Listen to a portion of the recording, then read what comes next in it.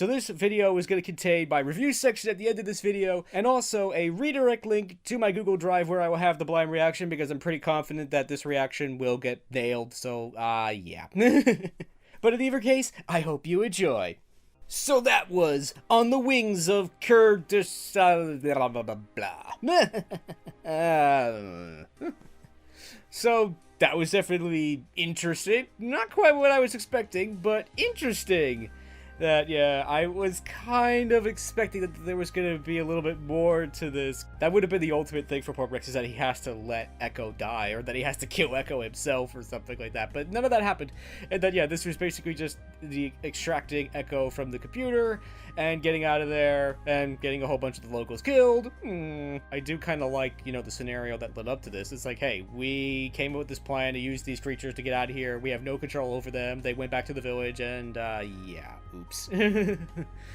It's like, if we could have just gone back to the shuttle and just flown away, we would have done that, but they managed to turn that around and say, hey, look, this is what the Techno Union is doing to our people, so they're not neutral, they're definitely picking sides, and they may do this to you, so, besides, they're gonna come and kill us all anyway, so, I feel like this episode was kind of interesting, but it's sort of moving the plot along, but not massively. Again, I'm kind of surprised at how long this arc kind of is. I mean, it sounds like this is going to be a pretty long arc, and that this isn't just going to be, oh, we found Echo, and yay, everything's great. We've had one episode that was discovering Echo was alive, another that was the infiltration to getting Echo, another for the extraction of Echo, and so I guess the next one is going to be almost in a way the integration of Echo. It's like, what happens now, and what does this mean, I guess, for the bigger picture, because it does seem like this was a big deal for the Techno Union. Obviously, they were gaining all this intelligence and all this tactical planning and all this stuff from Echo, and now that that's gone, now that's a huge loss. This would be like the equivalent of losing like several major generals, and now you don't really have an effective strategy. In some ways, at the same time, the damage has already been done. I do like the war story stuff, but at the same time, but now that we know that Echo's here, that he's alive, I want to get to that part of how does Echo feel? How is he going to integrate back into this? It's like, yeah, at the end, it's like, yeah, just like old times. He's missing a hand, he's missing legs, he has tubes all over his body and stuff. Yeah, he's not just gonna get back in his clone armor and just go and fight the Separatists like he did before.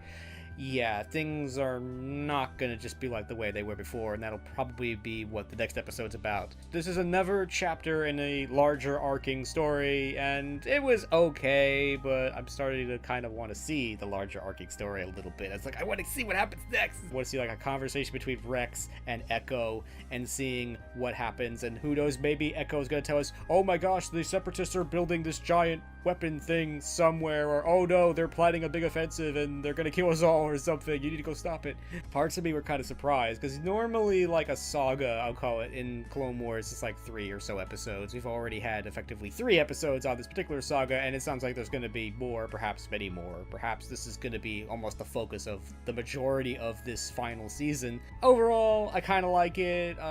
It's okay. It definitely had a lot of action in it. I'm impressed by this squad. I mean, yeah, like Wrecker, I think, is a little overpowered. It's like there's no way that he's that strong. It's like he's holding up this thing that must weigh several tons while it's trying to crush him.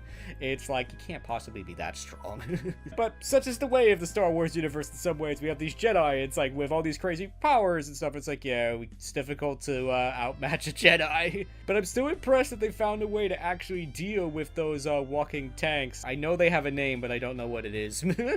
Overall, I liked it. I wasn't thrilled about it. It was okay. But I'm definitely looking forward to seeing what happens next, and I'm definitely glad that they did find Echo. He's alive, they unplugged him from the computer, and for the most part he seems okay, but I have a feeling in the next episode we're going to find out that, yeah, he's not okay, and that things are not just going to go back to the way they were, which in some ways might be an interesting story to see. So, but in any case, I'm looking forward to seeing what happens next, so roar! So, I hope you enjoyed this video, and as always, thank you for commenting, liking, and subscribing, and until next time, this is Blue Star.